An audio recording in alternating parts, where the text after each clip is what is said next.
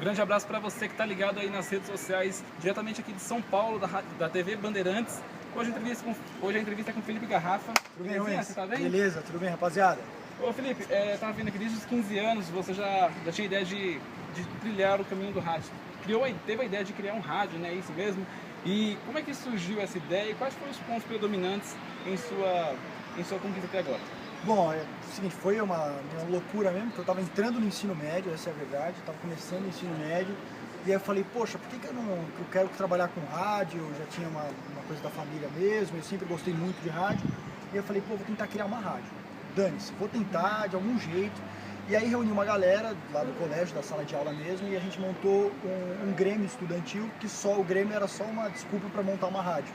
Aí chegou na diretoria, falou, a gente tem um grêmio, a gente quer revolucionar, quer fazer as coisas pelo colégio, mas no fundo eu só queria rádio. O objetivo era rádio. E aí deu certo, porque aí a gente montou uma rádio, lá tinha um equipamento de um alto-falante, um pequeno mesmo, e aí a gente montava, colocava músicas, eu era o locutor da rádio, dava um negócio de previsão do tempo, né, falava um boletimzinho de fofoca pra mulherada lá no intervalo, então eram 20 minutos de intervalo com umas 3 músicas e o resto é só bate-papo.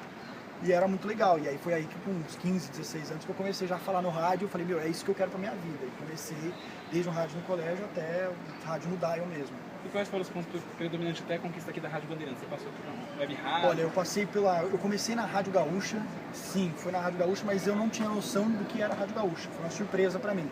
Hoje, para quem não sabe, a Rádio Gaúcha do grupo RBS, uma das rádios mais fortes do Brasil, sempre está em Copa do Mundo, sempre está nos grandes eventos esportivos, uma das grandes rádios do Brasil. E aí o que aconteceu? Eu comecei a ligar para rádios, eu falei, eu quero trabalhar em rádio, o que eu preciso fazer? Preciso tentar entrar numa rádio. Comecei a ligar em rádios do norte do país até o sul. Liguei para a rádio do Amazonas, liguei rádio do Piauí, comecei a ligar para um monte de rádios, ligando, Nordeste, foi para o Norte, foi para o Nordeste, foi para o Centro-Oeste, foi para o Sudeste, nada. E o discurso sempre era o mesmo, né, Rubens? Eu chegava e falava assim, olha, eu sou aqui de São Paulo, queria saber se vocês estão precisando de algum repórter em São Paulo.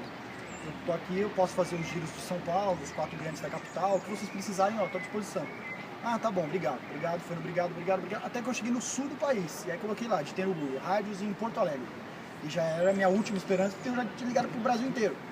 E aí só conta indo um absurdo, né? Do interior urbano, mas tudo bem. Aí, beleza. Aí eu consegui ligar, e aí o Kleber Grabowski, que me atendeu, que até hoje é lá, os chefes da Rádio Gaúcha, ele falou, garoto, guri, acabou de sair um cara de São Paulo. Você quer tentar? Eu falei, lógico que eu quero.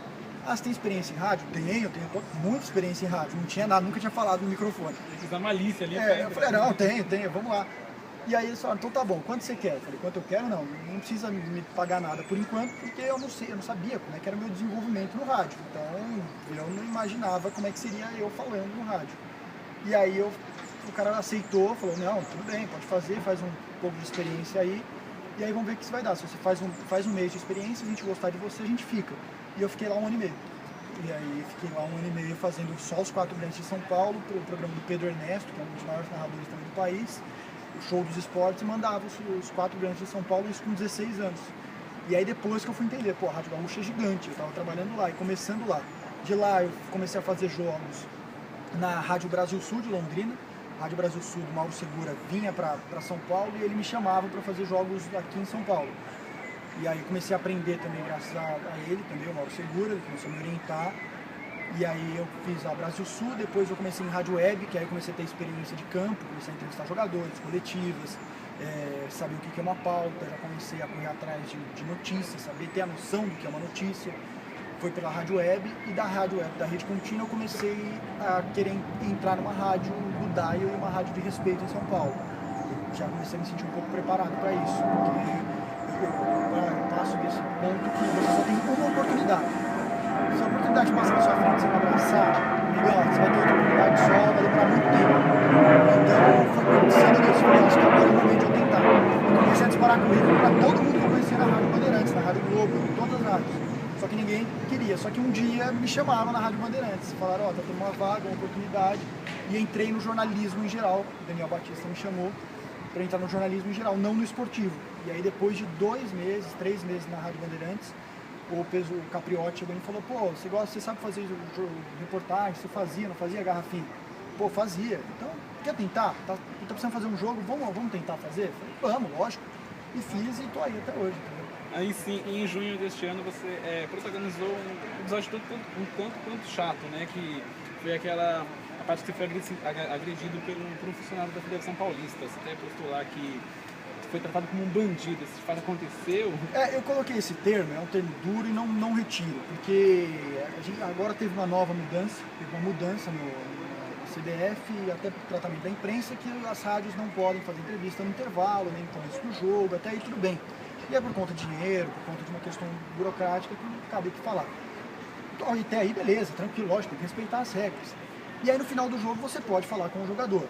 E aí tem, na Arena Corinthians, pra quem não sabe, tem um vestiário lá, aí tem uma cerca aqui desse lado, uma cerca desse lado, os jogadores passam aqui no meio, certo? E aí eu tava de um lado, e aí o André, autor do gol, tinha parado, feito, depois de tanto tempo, voltou a fazer um gol. Foi um Corinthians e Flamengo, Corinthians e Curitiba. Ele era notícia, ele era notícia, ele era o último cara. E aí beleza, eu aqui com o meu microfone, desse lado aqui, e tentando pegar a palavra do André. E aí no momento a fita soltou. Aquela fita, não sei se já estava solta ou se ela soltou. E ela não tinha nada na minha frente. Mas eu mesmo assim, eu senti que tinha tipo 2 pauzinhos ali, e eu tentando respeitar, mas já estava um pouco mais à frente, porque já não tinha nenhuma fita. E eu aqui, com o microfone. E aí de repente eu sinto uma voz próxima a mim, falando, invadiu. Eu falei, invadiu, tava muito perto da minha orelha. Eu tava com fone e tava ouvindo o cara. Eu falei, opa, tá muito perto de mim esse negócio. Alguma coisa deu errado. Aí eu devolvi pro estúdio rapidinho, eu falei, aqui as informações do André e tal, pá, devolvi pro estúdio.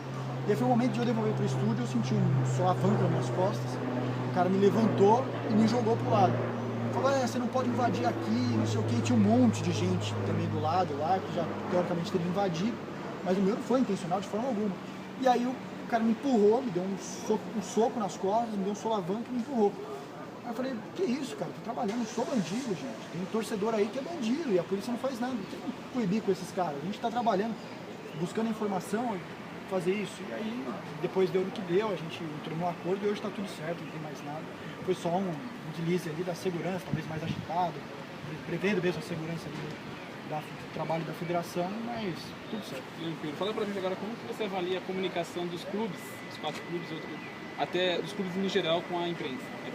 Pode melhorar? É delicado isso, porque eu tenho 20 anos. Eu não acompanhei, acho que nem você acompanhou e nem muita gente deve estar ligado, como é que era antigamente. Antigamente o relato da imprensa era o seguinte, a gente entrevistava jogador, a gente entrevistava técnico no vestiário, o cara tomando banho lá, com a toalha, a gente colocando o microfone na boca do cara. E pegava as grandes notícias, o furo mesmo, jornalístico, porque hoje o furo está um pouco banalizado, qualquer coisa é furo. E o furo jornalístico mesmo, você pegava ali, no treino, o cara encostava na placa de publicidade e falava, e aí garrafa, tá acontecendo isso aí. O cara dava o furo, não tinha uma blindagem. Hoje com assessoria de imprensa, tem que ter assessoria de imprensa, claro, deve blindar de certa forma, mas hoje a blindagem é muito grande. E para a entrevista coletiva, que eu acho um erro, porque tem entrevista coletiva, você dá um distanciamento. E aí você, não sei se já foi muitas vezes em CT ou até em alguns jogos, acontece o seguinte, você vai fazer uma pergunta um pouco mais dura, você olha pelo lado, assim, pela visão periférica, atrás do jogador, o assessor está assim, está fazendo um sinal para você não perguntar, ou para você maneirar na pergunta, ou o assessor está orientando o jogador no momento que você está fazendo a pergunta. Então, não é uma forma, não parece ser muito leal, entendeu? Você blindar dessa forma. E a entrevista coletiva, ela tem muito disso, de uma blindagem até de certa forma exagerada, entendeu? Então eu penso que não deveria ser assim. Pode ser como era antigamente, com algumas limitações, mas senão você dá o caldo, você dá a notícia, você dá o valor notícia, você dá o factual, você dá aquele... Da hora pra você fica mais dinâmico, né? Você joga lá em cima, time grande, peguei a notícia do Corinthians, é isso que tá acontecendo nessa parada aqui, meu irmão, entendeu? E não tem muito mais isso, entendeu? Para finalizar agora, as redes sociais estão cada vez mais presentes nas transmissões. Você mesmo posta lá no Facebook, no seu Instagram. Coisa maravilhosa, o Facebook ao vivo, hein? Então, coisa linda, exatamente. Hein? Meu Deus. Toda essa interatividade, ela ajuda na questão de pauta? Como é que já aconteceu com você? Muitas vezes de pauta, e recentemente teve um caso que fiz uma matéria que foi legal. Eu não fiz, nós fizemos porque aconteceu o seguinte, o Marcelo Duarte, eu faço a produção do Manhã Bandeirantes, na Rádio Bandeirantes, produtor de manhã. E aí o Marcelo Duarte chegou e falou, o ouvinte XYZ mandou aqui pelo nosso WhatsApp que o médico do Neymar parece que ainda não recebeu o pagamento que fez o parto do nascimento do filho. pô, como assim? O médico, o Neymar ainda não pagou o médico que fez o parto do filho dele? Opa, vamos investigar essa história. E fui investigar, encontrei o médico do Neymar, conversei com o médico do filho do Neymar, conversei com ele e ele confirmou, ele falou, não recebi por conta disso. E aí é uma longa discussão, porque, só para explicar rapidamente, o médico do Neymar fala o seguinte, ele combinou comigo pagar 30 mil reais por tudo que eu fiz. O Neymar fala o seguinte, olha, a gente estava com combinado um valor X, na hora que ele descobriu que era eu que ia fazer o pagamento, ele aumentou o preço, triplicou, de 1x passou para 4x. Então isso não é certo.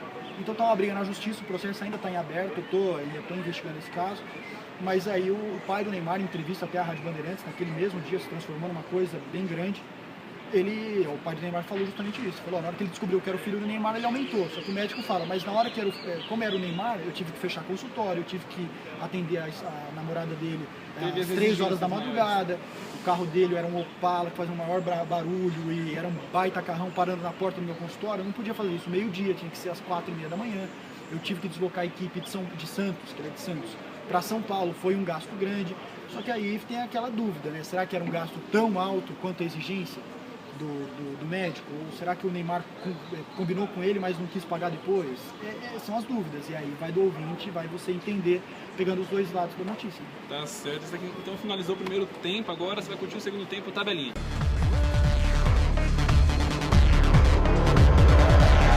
Então agora o segundo tempo, tabelinha, Felipe, fala pra gente um gol. Diego Souza, Palmeiras Atlético Mineiro, Diego Souza de voleio, o primeiro jogo que eu fiz pela Rádio ABC, um voleio do meio campo, um golaço contra o Atlético Mineiro. Um jogo. Corinthians e Internacional, foi um jogaço, final da Copa do Brasil 2009, belo jogo. Foi no Pacaembu de 2x0? Não, lá em Porto Alegre, Beira-Rio, eu estava nessa cobertura e pelo tudo que aconteceu, envolveu jornalisticamente falando até, foi bem legal. Beleza. Um jogador. Um jogador, Neymar. Estádio. Vila Belmiro. Um campeonato. Brasileiro, nosso, Brazuca. Brazuca. Um técnico.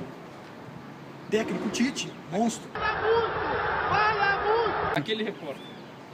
Aquele repórter, além de Osmar Garrafa, meu tio, acho que um grande repórter, e eu acho um cara fantástico e é jovem, Caetano Puri. Caetano Puri. Da Rádio Bandeirantes, um artista. Um sonho a ser realizado. Tô realizando todo dia um sonho. Mirar o céu para acertar as estrelas. Então aí sim, pra finalizar, ser repórter, né?